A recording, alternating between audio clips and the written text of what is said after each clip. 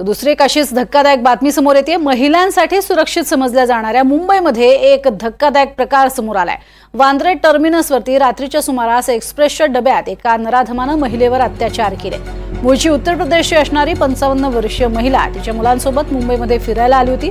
रात्रीच्या वेळी राहण्यास जागा नसल्यानं पीडित महिला एक्सप्रेसच्या रिकाम्या डब्यात थांबली होती आणि त्याच वेळेला आरोपी राहुल शेखनं तिच्यावरती अत्याचार केले। दरम्यान पोलिसांनी आरोपीला आता ताब्यात घेतलेला आहे।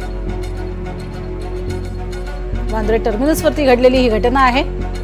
रिकाम्या डब्यात झोपलेल्या महिलेवरती अत्याचार करण्यात आले। अधिक माहिती घेऊयात, भाग्यश्री प्रधान आमची प्रतिनिधी आपल्या सोबत आहे। भाग्यश्री, काय अधिक माहिती? नक्कीच प्रज्ञा, या प्रकरणी सध्या रेल्वे प्रोटेक्शन फोर्स आणि सरकारी रेल्वे पोलीस म्हणजे जीआरपी आणि आरपीएफ दोन्ही पोलिसांनी मिळून कारवाई केलेली आहे आणि रविवारी सकाळी आरोपीला अटक केलेली आहे। मात्र ही महिला जी आहे ही मूळची उत्तर भारतीय होती। आपल्या मुलासोबत मुंबई फिरण्यासाठी ती आली होती। एका ओळखीच्या व्यक्तीने त्यांना शहरभर फिरवलं, पण रात्री झोपण्यासाठी त्यांना परवडणारी अशी जागा मिळू शकली नाही आणि त्यामुळे मला आणि तिचा मुलगा वांद्रे टर्मिनल येथे प्लॅटफॉर्म क्रमांक 6 आणि 7 वर कोणीच नव्हतं अशा ठिकाणी झोपले होते।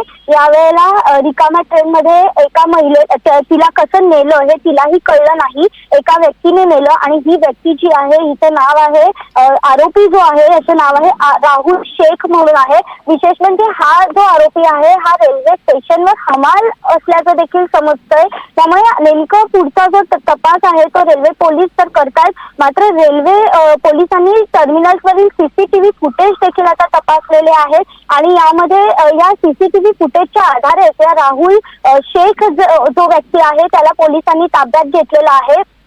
सध्या त्याला पोलीस चौकशी करतात त्याची आणि त्या महिलेची देखील वेगवेगळ्या पद्धतीने चौकशी केली जाते की नेमकी ती कुठून आली, आणखीन तिच्या बरोबर कोण होतं। जो अनोळखी व्यक्ती होती जिला त्यांनी शहरभर फिरवलं त्या व्यक्तीची देखील आता चौकशी केली जाते आणि विशेष म्हणजे महिला ज्या आहेत त्या सुरक्षित नाही आहेत का असा प्रश्न जो आहे तो पुन्हा एकदा चर्चा त्याची सुरू झालेली पाहायला मिळते। प्रज्ञा, नक्कीच तुर्तास धन्यवाद या संपूर्ण माहितीसाठी भाग्यश्री।